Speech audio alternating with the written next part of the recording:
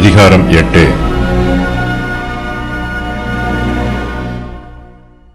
Solomon கர்த்தருடைய ஆலயத்தை கட்டி அதற்கான பணிமுட்டுகளையும் செய்து முடிக்கிறார். இவை எல்லாமே மகிமையாய் இருக்கிறது.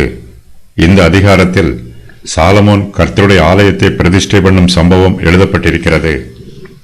கற்களை பணி தீர்ப்பதின் சத்தம், கேதுரு மரங்களை அரிக்கிற சத்தம் ஆகிய சத்தங்களை விட துதியின் சத்தமும் ஸ்தோத்திரத்தின் சத்தமும் அதிக மகிமையாய் இருக்கிறது. கர்த்தரும் அவருடைய ஜனங்களும் ஒருவரை ஒருவர் சந்தித்து ஒருவருக்கொருவர் சம்பாஷணை பண்ணிக்கொள்ளும் பரிசுத்த ஸ்தலமே கர்த்தருடைய ஆலயம். தேவாலய பிரதிஷ்டையின் போது கர்த்தரும் அவருடைய பிள்ளைகளும் சந்திக்கும் முதலாவது பரிசுத்தமான சந்திப்பு ஏற்படுகிறது.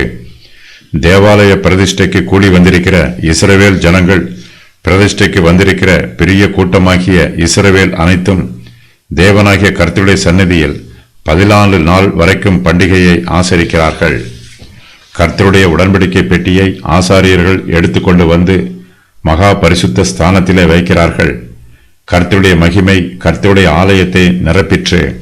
சாலமோன் கர்த்தரை நன்றியோடு துதிக்கிறார். இஸ்ரவேல் ஜனங்கள் எல்லோரும் தேவாலய பிரதிஷ்டைக்கு வந்திருப்பதன் நோக்கத்தையும் இந்த பிரதிஷ்டை பற்றியும் சாலமோன் ஜனங்களுக்கு எடுத்துச் சொல்லுகிறார். கர்த்தருடைய ஆலயத்தில் ஏறெடுக்கப்படும் எல்லா ஜெபங்களுக்கும் கர்த்தர் தம்முடைய கிருபையினால் பதில் கொடுக்க வேண்டும் என்று சாலமோன் கர்த்தரிடத்தில் பயபக்தியோடு ஜெபிக்கிறார். சாலமோன் இஸ்ரவேல் ஜனங்கள் எல்லோருக்கும் ஆசீர்வாதமும் ஆவிக்குரிய ஆலோசனைகளும் சொல்லி அவர்களை அனுப்பி வைக்கிறார். சாலமோனும் அவரோடு கூட இருக்கிற இஸ்ரவேலர் அனைவரும் கர்த்தருடைய சந்நிதியில் ஏராளமான பலிகளை செலுத்தி கர்த்தருடைய ஆலயத்தை பிரதிஷ்டை பண்ணுகிறார்கள்.